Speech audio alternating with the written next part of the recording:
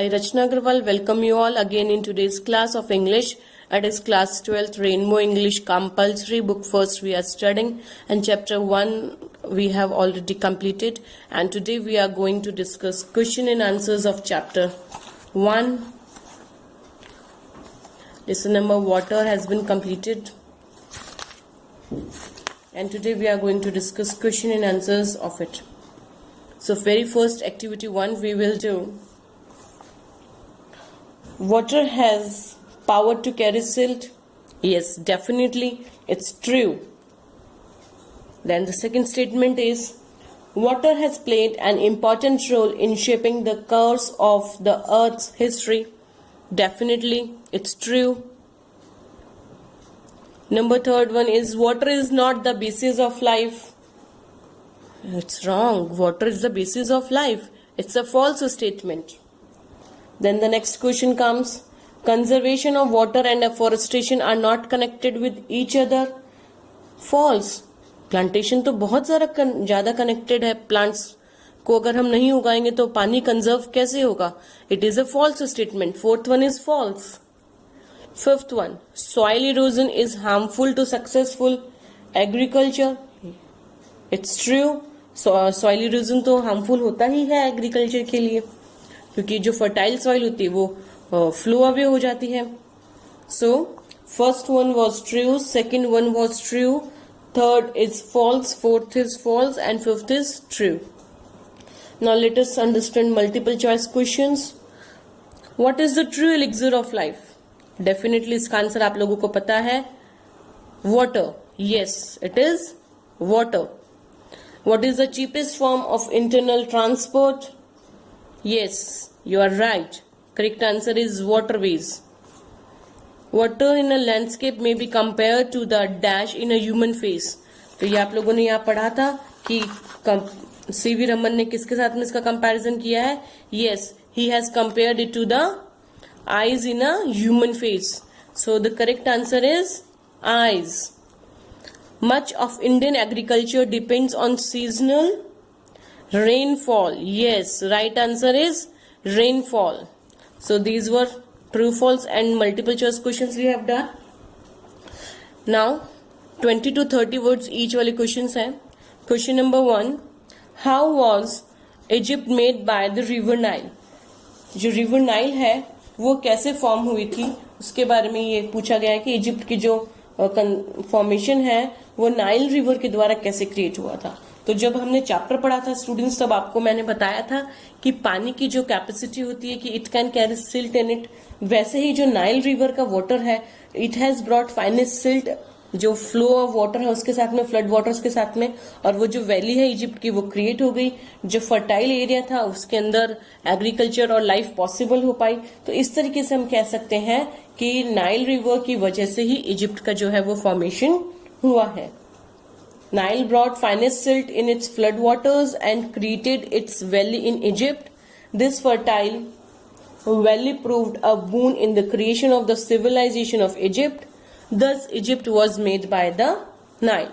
So I hope आपको first question easily समझ में आया होगा, क्योंकि जो इजिप्ट की जो एंशिएंट सिविलाइजेशन थी उसके अंदर जो लाइफ गिविंग वाटर है वो रिवर नाइल का ही है. आई होप आपको अच्छे से समझ में आया होगा first question. Now you can frame your answer, और नहीं भी हुआ तो यू कैन पॉज प्ले और मेरे वर्ड्स को भी आप अपने नोटबुक में लिख सकते हैं that I have explained. Then comes the next question. What made the wonderful difference between the Libyan desert and the valley of the Nile? इनके अंदर पूछा जा रहा है कि जो लीबिया का जो डेजर्ट एरिया है और जो नाइल रिवर का जो वैली एरिया है उनके बीच में इतना डिफरेंस क्यों है, किस चीज की वजह से इतना डिफरेंस आया है. यस, वो लाइन के थ्रू मैंने आप लोगों को यहाँ समझाया था, इस पैराग्राफ में दिया हुआ है. यस, डेफिनेटली जो वाटर है रिवर नाइल का उसी की वजह से डिफरेंस है. एक तरफ रिवर नाइल का पानी जाता है तो वहां पे फर्टाइल सॉइल है, और another side water of river Nile is not available नहीं है, तो वहां पे लिबियन डेजर्ट है. तो you can write down the answer कि the water of the river Nile has made the wonderful difference between the Libyan desert and the valley of the Nile. Now let us move to the next question. How does water add to the beauty of the countryside? How how does water add to the beauty of the countryside? तो जो पानी है वो देश की, country की जो beautiness है, उस ब्यूटीफुल है, उसको कैसे ऐड करता है? डेफिनेटली ये आप लोगों ने पढ़ा था कि जो छोटे छोटे झरने होते हैं, जो पॉन्ड्स होते हैं, वो सुंदर लगते हैं। और जैसे कि ह्यूमन आईज के साथ कंपैरिजन किया है कि ह्यूमन फेस के ऊपर आईज सुंदर लगती हैं, वैसे ही ऑथर ने कंपेयर किया है कि लैंडस्केप आईज के रूप में जो है वाटर अच्छा लगता है किसी भी क्षेत्र में धरती पर, पानी जो है उसको कंपैरिजन किया गया है। तो डेफिनेटली पानी जो है वो ब्यूटी तो ऐड करता है कंट्री साइड के अंदर। तो वी कैन ऑल्सो से कि जो रेन फेड, जो पानी से भरे हुए टैंक्स होते हैं कंट्री के अंदर, पानी से भरे हुए तालाब वगैरह या टैंक्स वगैरह होते हैं, वो सबको अच्छा लगता है। One can enjoy looking upon the sun, सूरज उसके ऊपर छुपता हुआ, सूरज की किरणें पड़ती हुई, पानी चमकता हुआ बहुत अच्छा लगता है। तो पानी जो है वो बहुत अच्छा लगता है and it can be compare to the eyes of a human being on a body, human body. Similarly कि the author compares water in a landscape to the eyes in a human face. You can write down like such. आप sentence अपना समझा सकते हैं, बना सकते हैं, मैंने आपको बहुत अच्छे से समझाया है। Then comes the next question, what role do water tanks play in South Indian agriculture? जो साउथ इंडियन एग्रीकल्चर है उसके अंदर पानी के तालाब जो है उनकी क्या इंपॉर्टेंट रोल होता है, क्या रोल वो प्ले करते हैं? डेफिनेटली साउथ इंडियन का एग्रीकल्चर के अंदर बहुत अच्छा सा ही पैराग्राफ के अंदर पूरा आंसर दिया हुआ है कि ये पानी जो है वो वाइटल रोल अपना प्ले करता है, वेरी इंपॉर्टेंट रोल वो प्ले करता है। वाइटल मैंने आपको वर्ड मीनिंग बताया था, vital means very very important. और जैसे मैजोर का एग्जाम्पल दिया हुआ है कि जो मैजोर है वहां पे जो राइस का एग्रीकल्चर होता है, जो ग्रो होती है राइस, वो सब इन सब रेनफेड टैंक्स के थ्रू ही होती है। तो वी कैन से कि in major much of the rice is grown in them. The rain-fed water tanks provide good irrigation facility. क्योंकि पानी नहीं होगा तो सिंचाई कैसे होगी और एग्रीकल्चर अच्छा कैसे होगा? Then comes the next question. Describe the formation of silt by river water. तो जो पानी है उसके अंदर सिल्ट की जो फॉर्मेशन है वो कैसे हो सकती है? तो लेट अस अंडरस्टैंड दिस कि जो पानी जब बहता है तो वो क्योंकि सिल्ट कैरी कर सकता है, so let you may right down the answer that flowing water has the power to carry silt. The flowing water of the river carry fairly large and heavy particles from the catchment areas.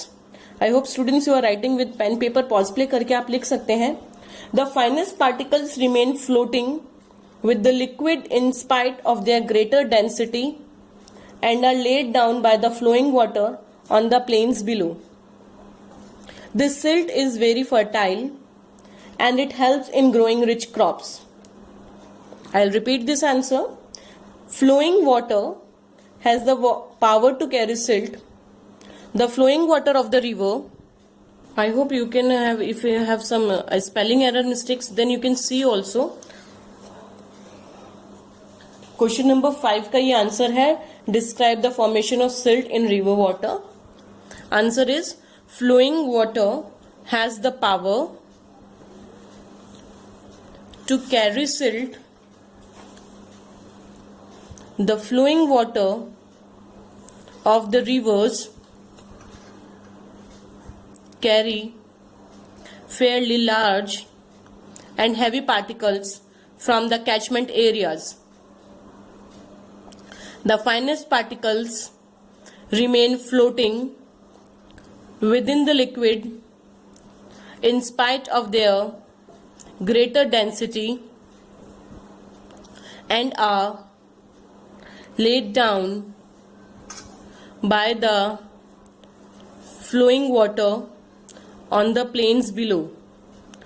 This silt is very fertile and it helps in growing rich crops.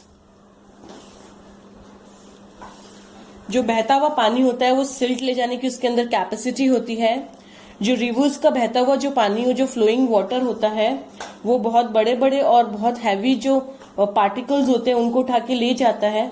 और जो महीन जो minute कण जो होते हैं, जो minute particles जो होते हैं, फाइनेस्ट पार्टिकल्स जो होते हैं, वो एक्चुअली काफी दूर तक तैरते हुए चले जाते हैं और मैदानों में बिछ जाते हैं और जो जहां पे ये ठहर जाते हैं वहां की जो सॉइल है वो बहुत फर्टाइल हो जाती है और फसल को उगाने में मदद करती है। आई होप आप लोगों को ये आंसर बहुत अच्छे से समझ में आया होगा। Now let us go with the next question. Question number 6, What are the successive steps in the process of soil erosion? Soil erosion के जो बाद वाले steps होते हैं वो क्या होता है? Actually इसका आंसर इस तरीके से अगर आपको ध्यान हो तो मैंने बताया था कि इसकी जो अर्लीस्ट स्टेज होती है उसमें तो सॉइल इरोजन का हमें पता ही नहीं चलता है। सॉइल इरोजन का हमें पता ही हमें कब चलता है, जब वो सक्सेसिव स्टेप्स में आ जाता है। तो ये देखिए इस वाले पेज के ऊपर आपको ये ध्यान हो तो हमने पढ़ा था, ये मेरी बुक के अंदर पेज नंबर 2 पे है। Soil erosion occurs in successive steps. I hope आप लोगों को मिल गया होगा। So you can have the answer like such कि in earliest stages it can remain unnoticed, इसको हम लोग नोटिस ही नहीं कर पाते हैं जो इसकी अर्लियर स्टेज जो होती है। But in later stages it becomes very serious. The cutting up and washing up of the earth results in the formation of deep gullies and ravines which make all agriculture impossible. You can write down like such. Answer number 6. Soil erosion occurs in successive steps. In its earliest stage, it can remain unnoticed. But in later stages, it becomes very serious. The cutting up and washing away of the earth results in the formation of deep gullies and ravines which make all agriculture impossible. I hope आप लोगों ने लिख लिया होगा। Let us move ahead to the next question number 7.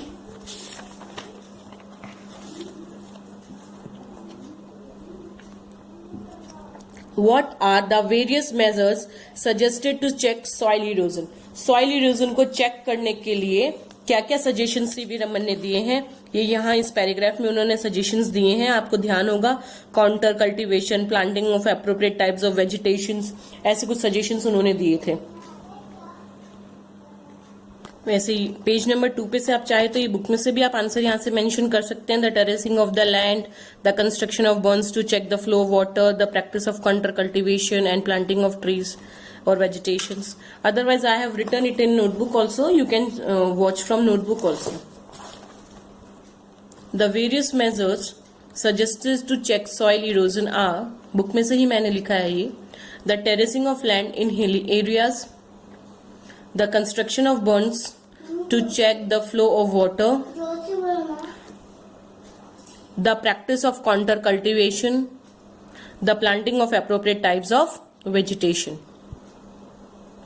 So these are the small questions done. I hope आप लोगों को समझ में आए होंगे। True and false we have done, multiple choice questions we have done, and small questions we have, short answers we have done. I hope आप लोगों को वीडियो पसंद आया होगा। Please like and subscribe my channel. Thank you.